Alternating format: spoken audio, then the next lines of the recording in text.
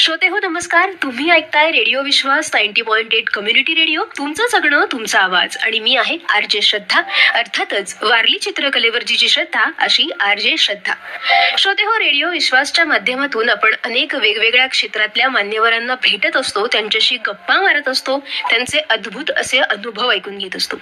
आज सुद्धा एक अशीच महान व्यक्ती आपल्याकडे आलेली आहे, ज्याचं नाव आहे चारुदत्त महेश थोरात, ज्याला आपण संपूर्ण नाशिक, संपूर्ण महाराष्ट्र युवा प्रबोधनकार, अभंगकार, त्याचबरोबर समाज प्रबोधन करणारा एक तरुण म्हणून ओळखतो, ज्याला एक वेगळी सिद्धी प्राप्त आहे असं आपण म्हणूया, की ज्याने 10वीची परीक्षा दिल्यानंतर किंवा तो जो 10वीला असताना त्याला जे काही अंतःस्फुरणातून ज्या काही गोष्टी सुचल्या त्या त्यांनी त्याच्या संपूर्ण घरात, घरभर, भिंतींवर, फरशीवर, अख्ख्या घरभर लिहून काढल्या.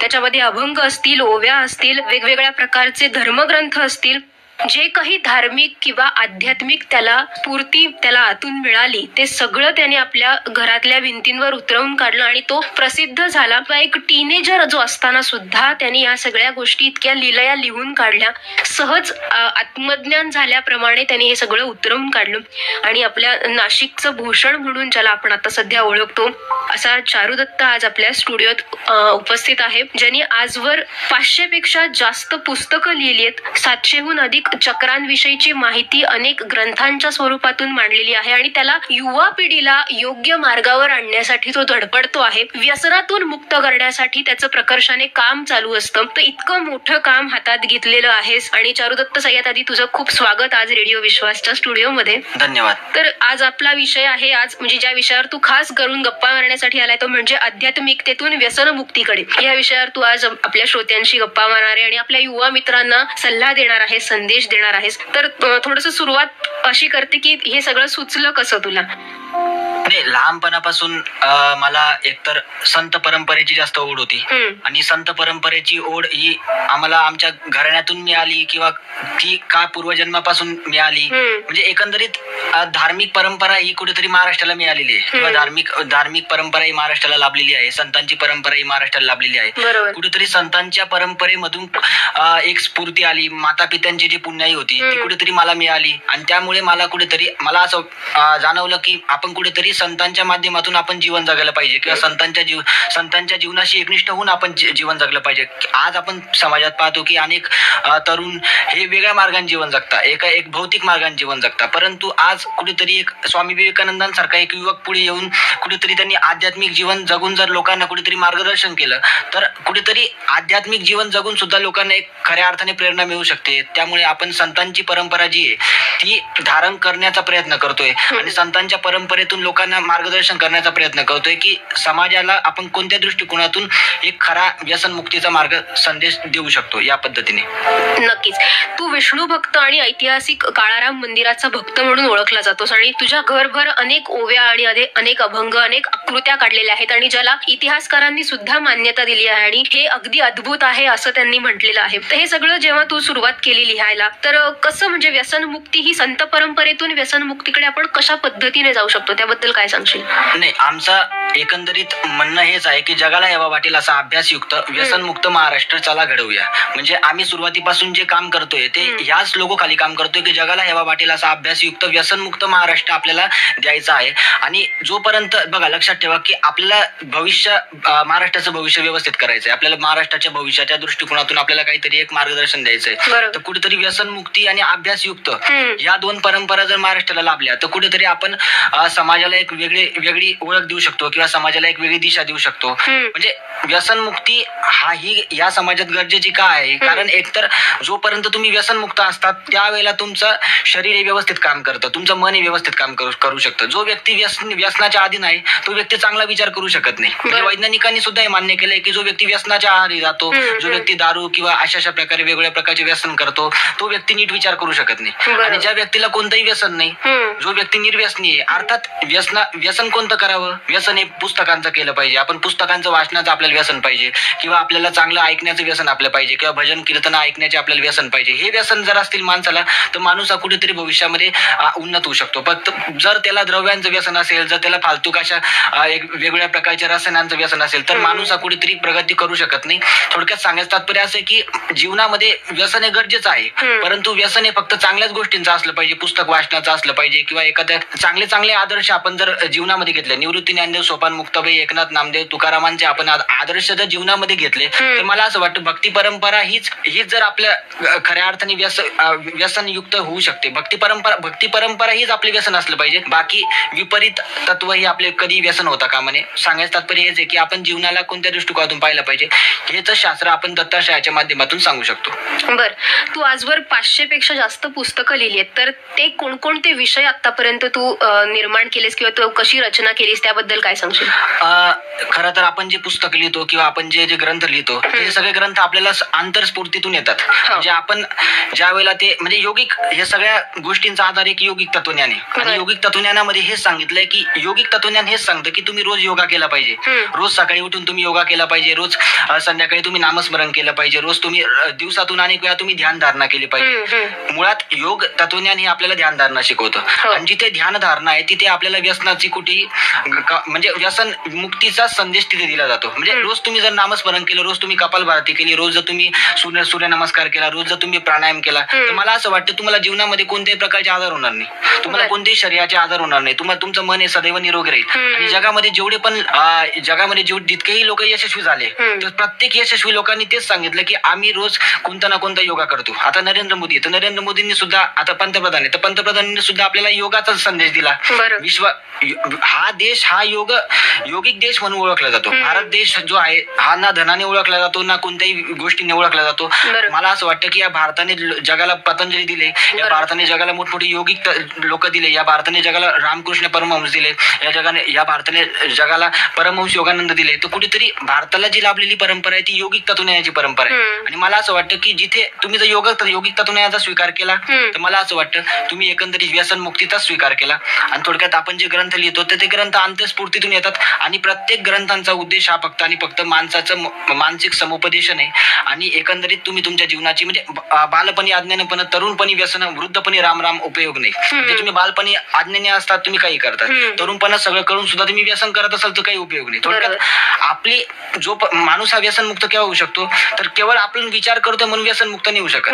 आपली संगत सुद्धा तशीच असली पाहिजे. आपली संगत जर व्यसनी असेल आणि आपण निर्व्यसनाचा विचार करत असू तर आपण कसं काय व्यसन मुक्त होऊ शकतो? थोडक्यात आपली संगत सुद्धा आपण व्यसन मुक्तच ठेवली पाहिजे. आपण चांगली संगत धारण केली पाहिजे. मला असं वाटतं आपल्या जीवनामध्ये आपण कोणाकोणाला आदर्श मानले पाहिजे. स्वामी विवेकानंदांना आदर्श मानलं पाहिजे, डॉक्टर बाबासाहेब आंबेडकरांना आदर्श मानलं पाहिजे, किंवा आपण स्वामी विवेकानंदांना किंवा आपण संत ज्ञानेश्वर, मुक्ताबाई, म्हणजे थोडक्यात संतांच्या परंपरेला, शाहू फुले आंबेडकरांचा महाराष्ट्र आहे यांना आपण आदर्श मानलं पाहिजे. थोडक्यात कुठेतरी आपला जे आदर्श आहे, जर आपला आदर्श प्रबळ असेल तर कुठेतरी आपण चांगल्या अशा वातावरणात जाऊ शकतो किंवा आपण समाजाला एक चांगला दिशा देऊ शकतो, अशा प्रकारे आपण सांगू शकतो. बर, तू निरूपण करतोस तर त्यावेळेला तू कोणकोणते विषय हाताळतोस? काही सामाजिक विषयांवर सुद्धा तू भाष्य करतोस की फक्त धर्मग्रंथ आणि वेद ह्यावरतीच तुझे निरूपण असतात? तर त्याची पद्धत कशी असते आणि काय स्वरूपात तू निरूपण करतोस? आपली जी निरूपणाची जी पद्धत आहे, आपल्याकडे अनेक लोक येतात. म्हणजे दर शनिवार रविवारी आपल्याकडे काव्य विष्णू सदनामध्ये अनेक प्रकारचे अनेक विविध क्षेत्रामधील लोक येतात. आणि आपण म्हणजे थोडक्यात निरूपणाची आपली ही पद्धत हीच आहे की लोक आपले प्रश्न विचारतात आणि त्या प्रश्नावर आपण त्या सविस्तरतेला उत्तर देत असतो. आता उदाहरणार्थ लोक विचारतात की ध्यान कसं केलं पाहिजे किंवा ध्यानाची पद्धती कोणती असली पाहिजे. तर मी लोकांना हेच सांगतो की ध्यान एक अशा पद्धतीने केलं पाहिजे की तुम्ही सहज अशा आसनामध्ये बसून रोज जर तुम्ही रोज नामस्मरण केलं तर ही ध्यानाची उत्कृष्ट पद्धती असू शकते. म्हणजे थोडक्यात आपण लोकांना ध्यान मार्ग कसा करावा किंवा ज्ञान मार्ग कशा पद्धतीने करावा किंवा आपण रोजची जीवनशैली आपण कशी केली पाहिजे किंवा जीवनशैली रोजची एकदम अडखळीच्या जीवनशैलीमध्ये सुद्धा आपण योगिक सामर्थ्य कसं धारण केलं पाहिजे. थोडक्यात एक कर्मकांड न करता आपण थोडक्यात छोटस जीवन जरी जगलो ध्यान माध्यमातून तरी देखील आपण खऱ्या अर्थाने जीवनाला जाणून घेऊ शकतो. किंवा म्हणजे थोडक्यात आमची जी निरूपणाची पद्धत आहे ना तर ती एक एकंदरीत काय आहे की स्वाध्यायाच्या माध्यमातून एकंदरीत स्वतःला जाणून घेण्याची परंपरा आहे. म्हणजे आपल्याला फक्त स्वतःला जाणून घ्यायचंय, आपल्याला विश्वाला जाणून घ्यायचं नाही. आपल्याला फक्त स्वतःला, जोपर्यंत तुम्ही स्वतःला जाणून घेत नाही तोपर्यंत तुम्ही जगाला समजून घेऊ शकत नाही. थोडक्यात तत्वज्ञान हेच सांगतं की योगिक तत्वज्ञान हेच सांगतं की तुम्ही स्वतःला जाणून घ्या. स्वतःला जाणून तुम्ही विश्वाला कुठेतरी कल्याणाचा मार्ग सांगू शकता, अशा प्रकारची व्याख्या आहे. बर, तू आतापर्यंत दत्त संप्रदायावर लिहिलंयस, रामांबद्दल लिहिलेलं आहेस, तर म्हणजे तुला ते स्फुरतं कसं, आणि तू त्यातून कशा पद्धतीने तुझी ती जी काही व्यक्त होण्याची भाषा असते तर ती प्राकृत मराठी असते, आत्ता आपण जी बोली भाषा बोलतो त्या भाषेत असतं, की समोरच्याला समजेल अशा कुठल्या माध्यमातून तू व्यक्त होत असतोस? नाही, म्हणजे कसं असतं माहिती का, जेव्हा मी योगिक अवस्थेमध्ये जातो किंवा मी जेव्हा समाधी अवस्थेमध्ये जातो, थोडक्यात समाधी अवस्था म्हणजे अशी अवस्था की ज्या अवस्थेमध्ये माणसाला ध्यानाची फक्त ईश्वरच मी आहे किंवा मी ईश्वराशी एकनिष्ठ आहे अशी व्याख्या जेव्हा मनुष्याला प्राप्त होते त्या अवस्थेला आपण समाधी म्हणू शकतो. थोडक्यात बघा, परमेश्वराचा मार्ग आपण का स्वीकारायचा आहे? कुठेतरी या जगामध्ये आपण या जगामध्ये सदैव राहणार नाही. आपण मृत्यूनंतर कोणत्या ना कोणत्या जगामध्ये जाऊ. म्हणजे थोडक्यात या जगामध्ये मृत्यू सुद्धा आहे, या जगामध्ये जनन आहे, तर या जगामध्ये मरण सुद्धा आहे. थोडक्यात कुठेतरी आत्मिक शांतीचा मार्ग, मानसिक शांतीचा मार्ग आपण कुठेतरी ईश्वर चिंतनानेच आपण प्राप्त करू शकतो. येशू ख्रिस्ताने जो मार्ग सांगितला तो ईश्वराचा मार्ग होता. महावीरांनी जो मार्ग सांगितला तो ईश्वराचा मार्ग होता, किंवा गौतम बुद्धांनी जो मार्ग सांगितला तो सुद्धा शांतीचा संदेश देणारा होता. म्हणजे जगामध्ये जितके पण श्रीकृष्णाने जो मार्ग सांगितला तो सुद्धा शांतीचा संदेश होता. थोडक्यात जगामध्ये जितकेही महान पुरुष झाले तर सगळ्यांनी शांतीचा संदेश दिला. तर प्रत्येकाने काय सांगितलं की ईश्वराशी एकनिष्ठ राहा. ईश्वराला तुम्ही निराकार रूपाने माना तरी तो ईश्वर आहे, तुम्ही साकार रूपाने माना तरी तो ईश्वर आहे, तुम्ही एका स्वतःच्या शुद्धाम रूपाने माना तरी तो ईश्वर आहे. म्हणजे ईश्वराची 3 व्याख्या आहे ती अशा प्रकारे दिलेली आहे. थोडक्यात जेव्हा मी ग्रंथ लिहितो तर ग्रंथ हे आपण मराठी भाषेमध्ये पण आपण लिहिलेले, किंवा म्हणजे थोडक्यात लोकांना समजेल अशा भाषेमध्ये सुद्धा ते अभंग येतात. आणि काही अभंग हे गुप्त ज्ञान दत्ताश्री भाषेमध्ये येतात. म्हणजे गुप्त भाषेमध्ये, म्हणजे तुम्ही जर एकदा कधी आले काव्यविश्व साधनामध्ये तर तुम्हाला सर्व दिसेल की गुप्त ज्ञान दत्ताश्री भाषा अशी आहे की जी भाषा या जगामध्ये कुठेच नाही. म्हणजे गुप्त म्हणजे अनेक आपल्याकडे इतिहासकार सुद्धा येऊन गेले किंवा अनेक आपल्याकडे पत्रकार सुद्धा येऊन गेले आणि प्रत्येकाने त्या भाषेचा सुद्धा अभ्यास केलेला आहे. ती भाषा आहे जगामध्ये एक वेगळी भाषा आहे. गुप्त ज्ञान दत्ताश्री भाषा ही योगिक भाषा आहे. आणि ज्यांना ती भाषा समजत नसेल, अनेकांनी आग्रह केला की आम्हाला ती भाषा समजत नाही किंवा योगिक भाषा समजत नाही, त्यासाठी तुम्ही त्याचं निरूपण करा, मराठीमध्ये त्याचं रूपांतर करा.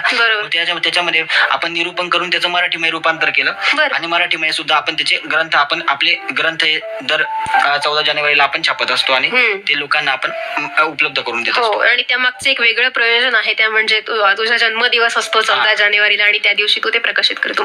तर प्रत्येक पुस्तकाची किंवा तू जे काही लिखाण करतो त्याची अशी काही ठराविक वेळ असते? तुझ्या समाधी अवस्थेचं असं काही विशिष्ट वेळेला असतं की काय? म्हणजे समाधी अवस्था कशी असते की बघा, समाधी या अवस्थेमध्ये समाधी याचा अर्थच हा आहे की ज्याच्यावर तुमचं स्वतःचं नियंत्रण नाही. समाधी कधी होऊ शकते म्हणजे अक्षरशः रात्री 12 वाजता सुद्धा समाधी लागू शकते, रात्री 3 वाजता.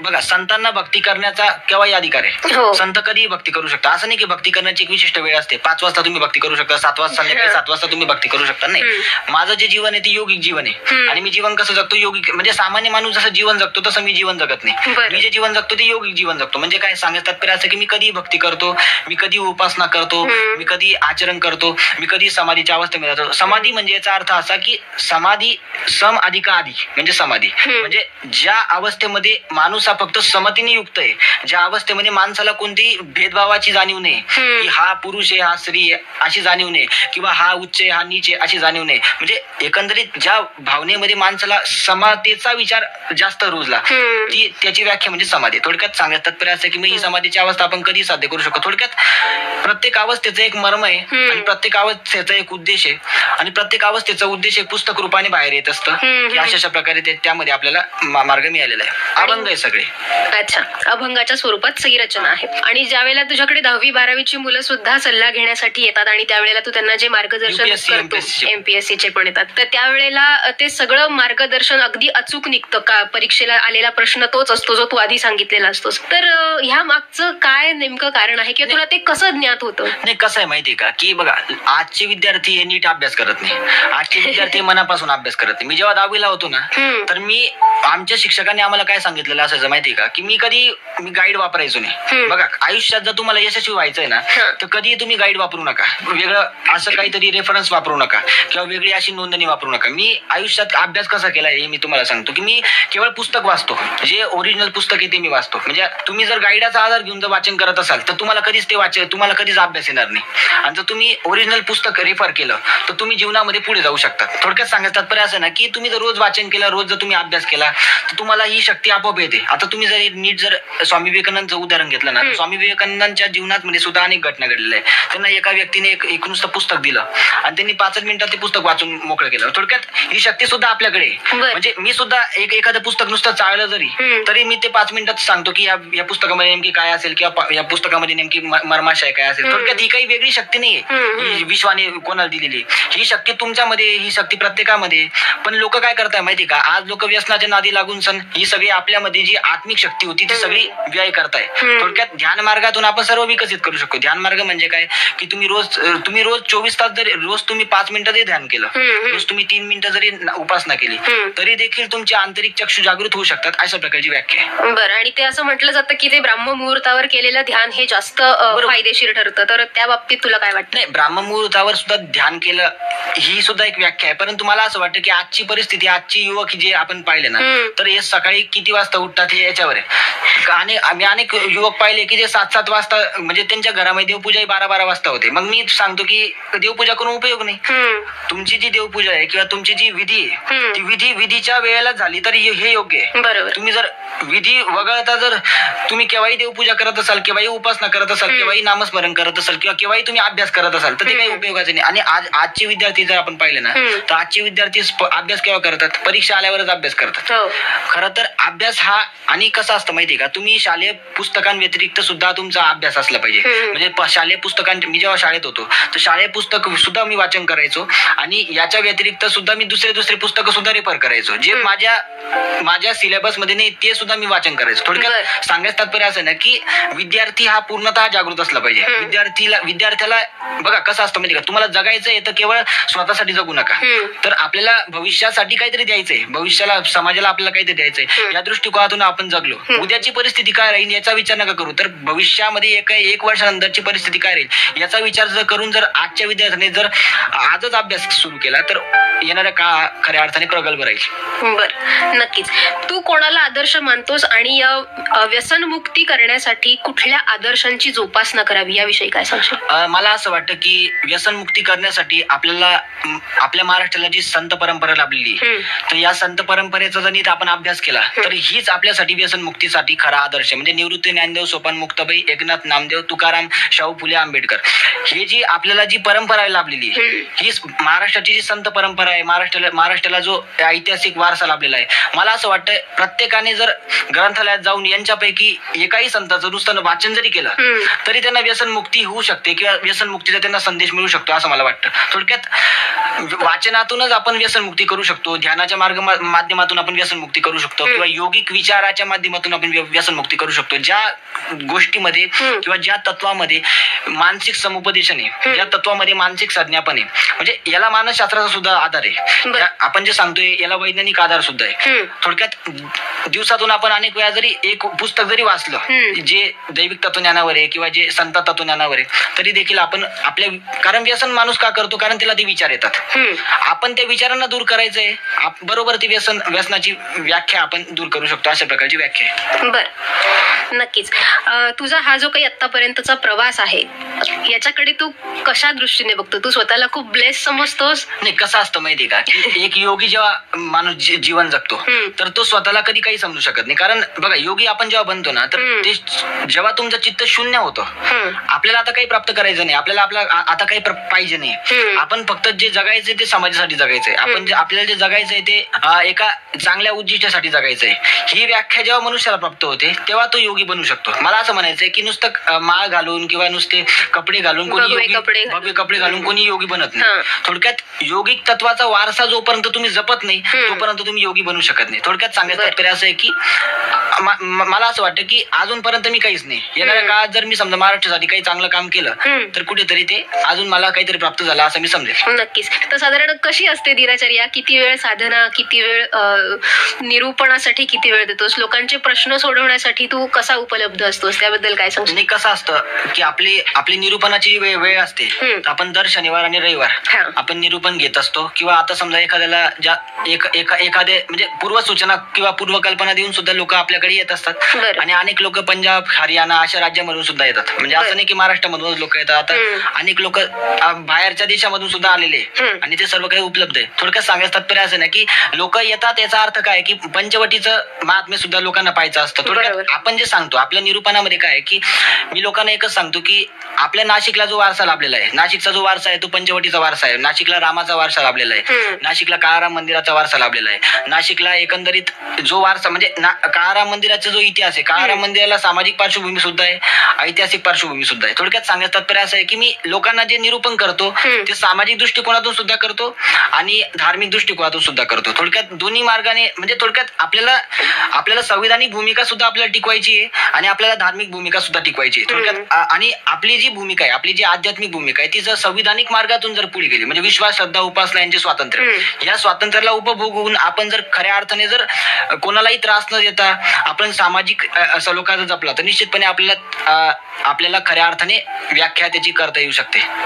नक्कीच खूप छान बोललास तू आणि इतकं पोटतिडकीने बोललास आणि इतक्या तरुण वयात तुझे इतके आदर्श विचार आहेत. मुळातच तुझ्यावरती देवाची विशेष कृपा आहे असं आपण म्हणूया. तर जाता जाता आपल्या तरुणांना काय संदेश देशील? संदेशाच्या रूपाने मी दत्ताश्रय पुस्तकामधील मी एक वाक्य सांगू इच्छितो. वासना ही डोळ्यांना आंधळी करते, कानांना बहिरी आणि वाचेला मुकी करणारी ती असते. ज्याप्रमाणे सुरुवातीला हौशेने म्हणून माणूस दारू पितो, त्या हौशेचे रूपांतर सवयीत होते, सवय वाढता वाढता व्यसनात परिवर्तित होते आणि एक दिवस अशी येऊन पोचते की ज्या अवस्थेत माणूस दारूला गिळत नसून दारूच माणसाला गिळायला लागते. अगदी हीच अवस्था वासनेची आहे. वासना ही व्यसनाची असो वा धनाची अथवा कशाची, ती शेवटी वासना म्हणूनच गणली जाईल. वासना आत्म्याची अमरता नष्ट करणारी आहे. ज्याने कुणी आपल्यातील वासनेचा त्याग केला नाही त्याला कधी सत्यदर्शन घडलेलं नाही. थोडक्यात सांगायचं तात्पर्य असं आहे की आपण कुठेतरी आपल्यातील वासनेचा त्याग केला तरच आपण कुठेतरी व्यसनमुक्त होऊ शकतो. अशा प्रकारे मी आपल्याला संदेश देऊ शकतो. नक्कीच. धन्यवाद चारुदत्त, तू आज इथे आलास, इतक्या छान गप्पा मारल्यास आणि व्यसनमुक्ती सारखं कार्य तू हाती घेतलेलं आहेस. असेच समाज हितपर विषय तू हाताळावेस आणि लोकांचं प्रबोधन करत राहावंस अशा तुला सदिच्छा देते आणि आत्तापुरती तुझी रजा घेते. आपण इथेच थांबूया. धन्यवाद. धन्यवाद. श्रोते हो, आत्तापुरतं इथेच थांबूया. पण पुन्हा भेटूच नवीन कार्यक्रमामध्ये. तोपर्यंत ऐकत रहा रेडिओ विश्वास 90.8 कम्युनिटी रेडिओ. तुमचं जगणं तुमचा आवाज. तेथे तू माझा सांगाती, जिथे जातो तेथे तू माझा सांगा.